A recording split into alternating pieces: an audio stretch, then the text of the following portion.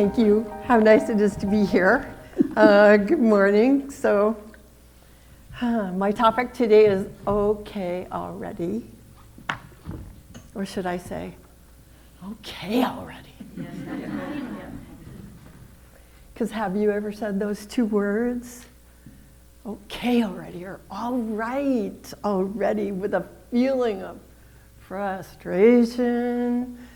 Okay, like maybe when you were a kid playing with friends and your parents said, it's time to come in for dinner, do your chores, and it's like, okay already, because you really wanted to keep on playing. Or maybe it's like when you were trying to get ready for a big event or catch an airplane, or it's time to get in the car and something happens, the coffee pot overflows, the washing machine or dryer, something goes haywire, and you're just running around trying to take care of that, and someone else is out in the car saying, let's go, and it's just like, okay already. I'm coming, take it easy. Or maybe it's like when you find yourself sitting down trying to figure out which bills to pay, and it doesn't feel like there's enough money to pay all the bills, and you just feel overwhelmed. It's like, okay, already, what next? What am I supposed to do?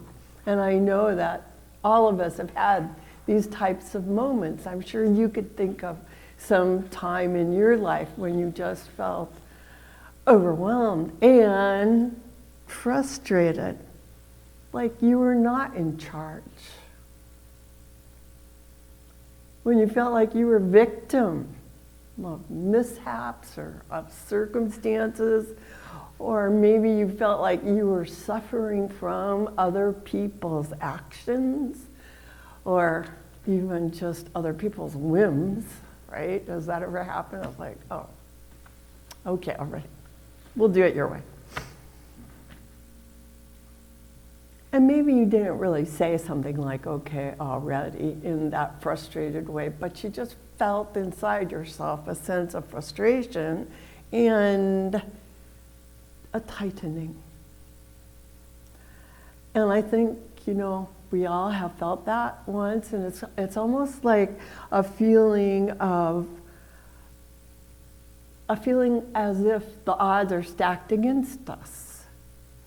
A feeling that we're powerless to have things unfold the way that we wished. It can feel almost like a sensation of coming to a breaking point. Kind of like when a dam has so much pressure of the water behind it that the dam could break. Like you're at that point of tension. Have you ever felt that? I have. I see a few heads nodding yes.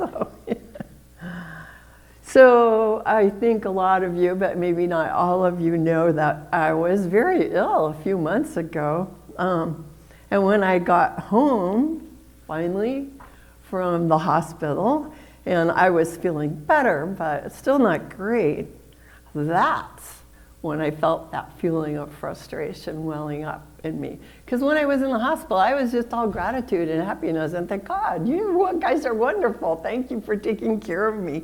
But then when I got home, after all, I'm a very optimistic person, and I'm used to being healthy, and I'm used to recovering quickly, and I'm used to just doing whatever I want. And I had so many plans for what I was going to be busy doing, including teaching a class here with Dr. Carroll, and lots of other things. And so, when my recovery didn't happen as quickly as I thought it should, although my doctor said I was doing great, but I was very frustrated and upset and sad and overwhelmed. So here's what I think happened looking back. Before I finally admitted to myself that we should postpone the class, that no, I couldn't babysit my 2-year-old granddaughter, that I should not say no to the doctor's advice. Yes, I sorry to say I did that yes, I had to settle down and have a little nap every day and just take it easy before I was willing to admit that that was the situation I was actually in. That's when I felt frustration. That's when I felt sadness. And that feeling of frustration and sadness actually made it even harder to make good decisions, to see what actually needed to be done. In fact, I felt stuck. Now, other people don't react that way. Other people who find themselves frustrated might find themselves feeling guilty or having feelings of shame or blaming themselves or even blaming others about whatever the situation is that they feel frustrated about. And other people, when they get in a situation where they're feeling out of control, feel fear, or what I call fear's little cousin, anxiety about the situation. But it's a feeling that can come when we're losing confidence in our ability to do whatever needs to be done. And I think, I've thought about it a little bit, I think that when we're going through this, what can happen if we're not careful is our ancient stress response kicks in. You know, you've probably heard it called the fight or flight or freeze response. When danger comes, you run away. Do you freeze? Do you want to fight? And I know it's really good that we have these ancient instincts.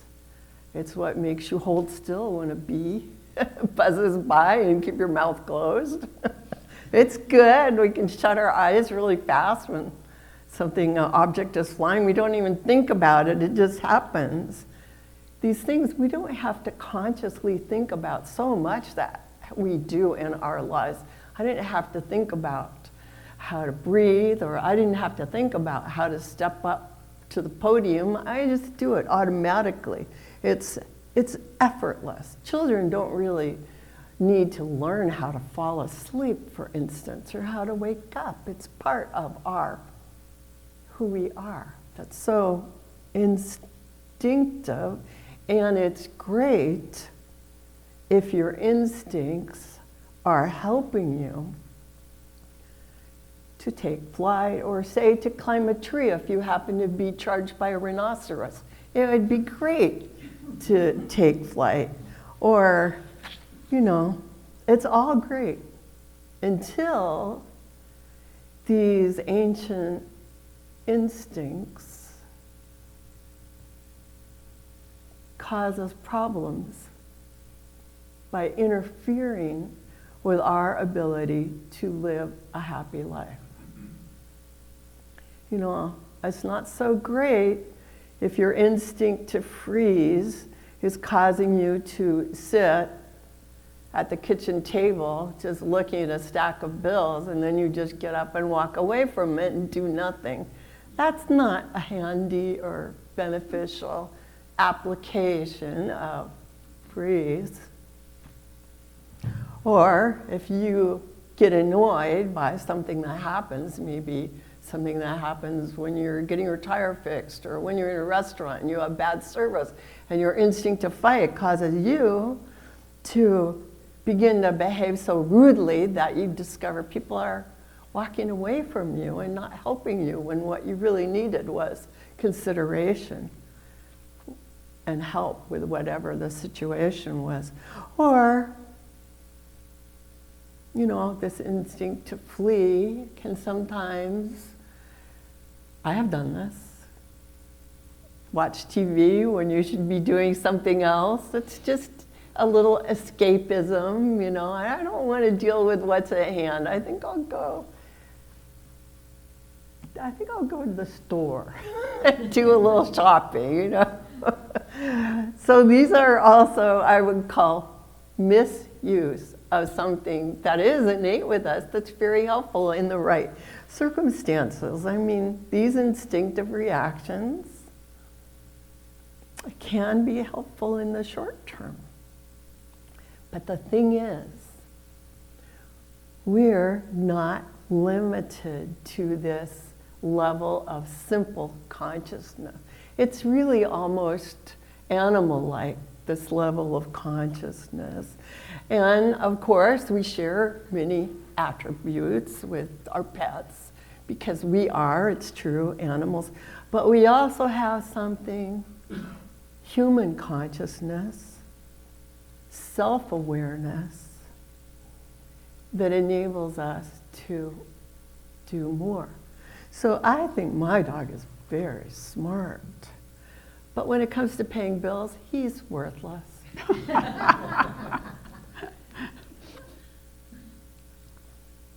It's just nothing to him. He's not conscious at that level at all. Now, Judge Thomas Troward, some of you have heard of him. Some of you took a class about him here. Judge Thomas Troward wrote about the ideas of our New Thought movement in the early 1900s.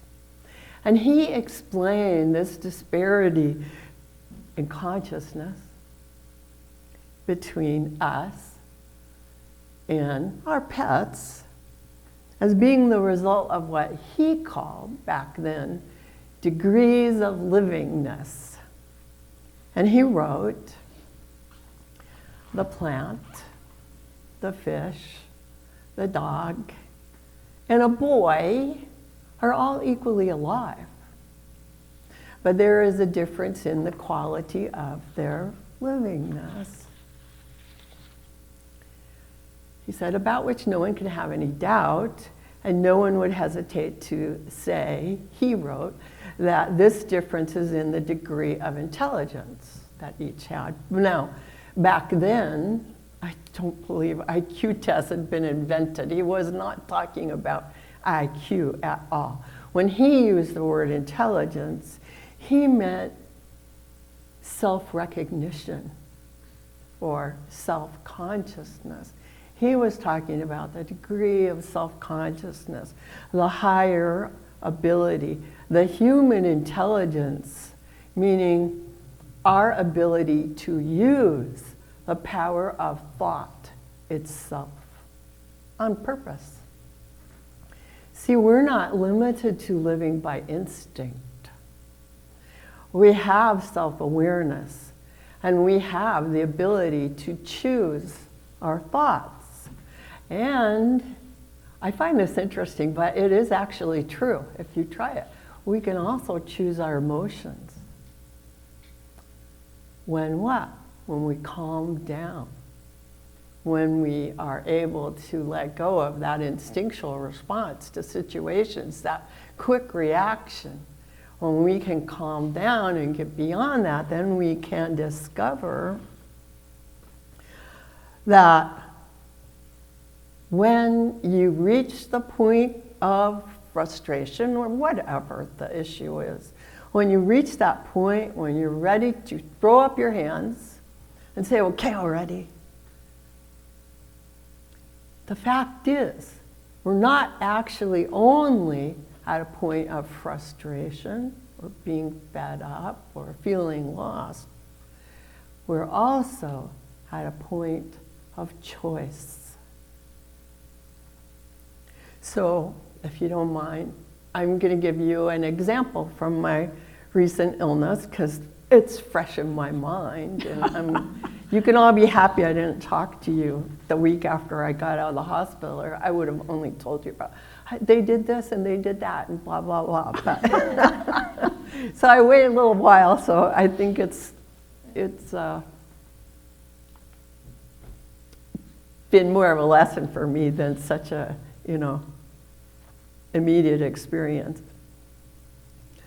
So when I got out of the hospital, and when I was feeling very self-centered and overwhelmed, and I will say, as an aside, if you ever get a fever of over 102 and you think maybe tomorrow I'll call the paramedics, call them. So don't wait, or at least tell someone, and also ask for spiritual mind treatment. But I didn't really do either, so I have regrets. We all do things, we make mistakes, but then we can make new choices. And that's what I wanted to share, sort of a funny thing, which is after I had been feeling so ill and I fainted and I fell on the floor and then I woke up and I discovered I couldn't get up and I couldn't reach my phone and I was home alone. I never panicked.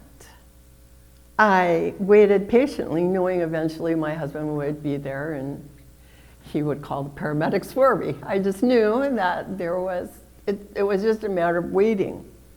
Well, I waited there 7 hours and I knew it was going to be that long because he was on his way home from the airport. But during that time, I never doubted that I would be fine.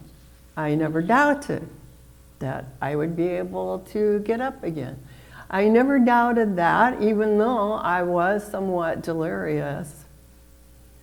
And what I wanted to share about this is not that situation. That doesn't matter. That was just that was my problem of the day, right? It's over.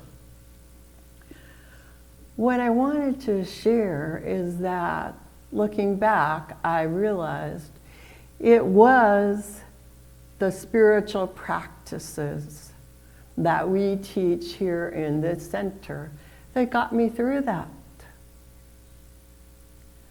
The spiritual practice that I learned at this center, based on the teachings of ErnestHolmes and the other New Thought teachers through, the decades, I guess pretty soon it'll be 150 or more years, using meditation, using affirmations, using spiritual mind treatment, had actually given me what the founder of our teaching, ErnestHolmes, lightheartedly referred to as your spiritual bank account. And he talked about, well, everyone should have a bank account, everyone should have a checking account. You understand how that works, but we also need, more importantly, to build up a spiritual bank account. And that's what our daily practice does. It builds up a spiritual bank account that we can draw from when we need to. And it doesn't need to be like when you have a major illness. It can just be like when you do get a flat tire and you can calm down and know that it's just temporary. It's not forever. It will pass. There is a solution. And when you calm down, then all of a sudden you can think clearly. Creating, building, and as Holmes put it, making daily deposits into your spiritual bank account is like building your own reservoir that you can draw from. So,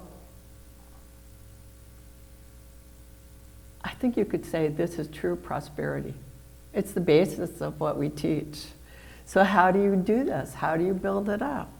How do you make deposits into something that is completely invisible, non-material,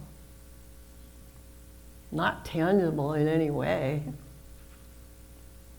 It's actually very simple. It just takes a little bit of your time and your attention. Now, Ernest Holmes said the number one way to do it is to contemplate, repeat to yourself, and understand and the truth that God is love. Now, he always used the word God because he was speaking in the first half of the 19th century, 20th century, right? We tend to use maybe universal divine givingness. It doesn't matter. We're not talking about a being separate from us. We're talking about this life, this beingness in which we live and have our being. To understand that love is the number one truth, the number one reality, the number one fact of life is that life is love in manifestation. So he said, think about it. God is love. Continue to know that, contemplate that idea. God is love, and that was the number one way to build your spiritual bank account, by understanding that the universe is loving, the universe is for you, the universe, life is never against you, it's always for you. And, you know, things happen. We're not living as bored robots in a life where everything is preordained. We get to make new choices all the time. You know, I made a choice. Oh, I don't need to call the paramedics. I'm fine. That was not the best choice, but it was my choice. You know, just like you get to make a choice that you want to give a gift to a child or someone you know. That's a great choice. We get to make all kinds of choices, and then that sets things in motion, right? Things are not preordained. We're busy out setting chains of reaction in motion, and the more we do, the more we get to learn how our choices create tendencies in our lives. So the better choices we make, we experience more and more nice things in our lives, and we get to share that with other people. So the other thing that Ernest Holmes said was to build your faith. So we build our faith day by day by noticing, oh, I see something wonderful. I notice how beautiful the flowers are. I notice that someone called me on the phone. I notice these good things around me. And as we do that, even I notice that every day I see the moon and going around. Well, sometimes it's dark, but I know that the moon is there. Every day I know that the sun is there. There's something so dependable about life. I use these thoughts and I build my faith.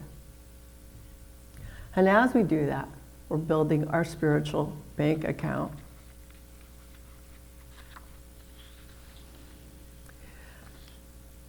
And this is something that I used to find extremely difficult to even admit could possibly be true.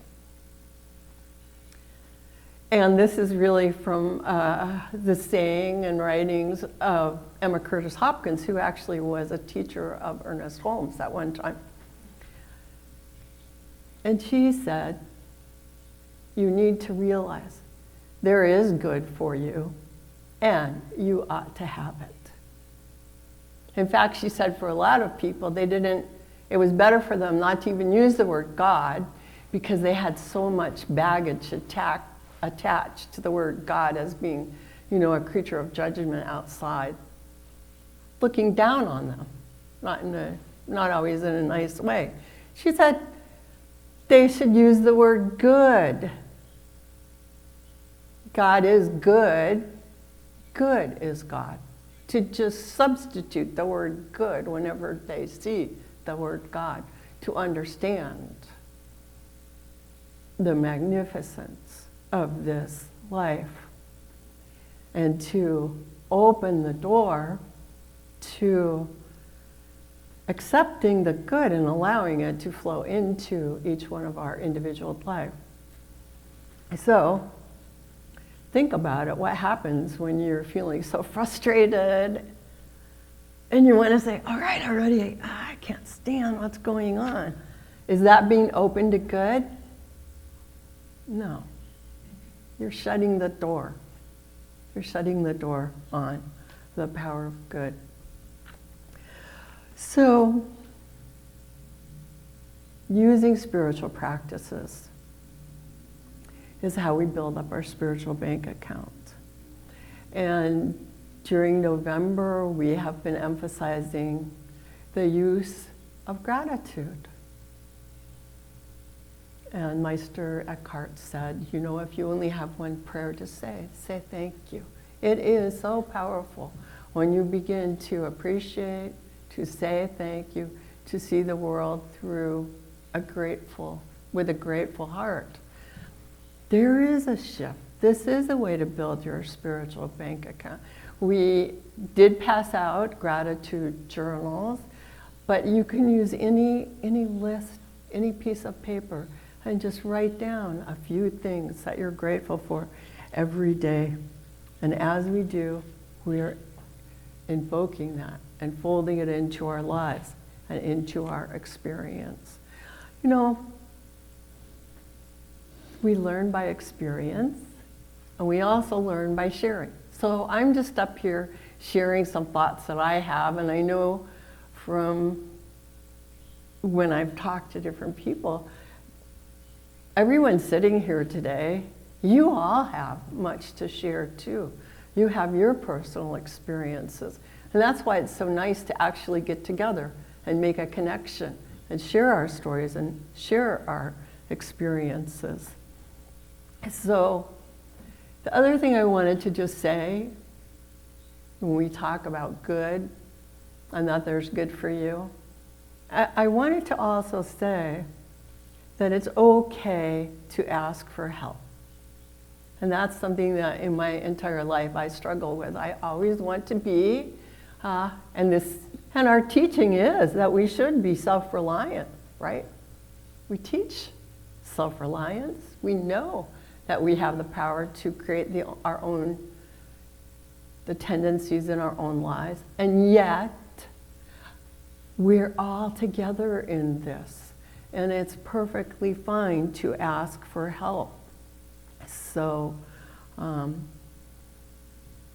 never hesitate to do so, because there's good for you, and sometimes you create it yourself, and sometimes we need to do a little sharing and help each other with it. So I know that while I was kind of out in recovery, everyone stepped up and helped the center keep going. And I am so grateful, because it was through friendship and connection and goodwill that this center has kept going.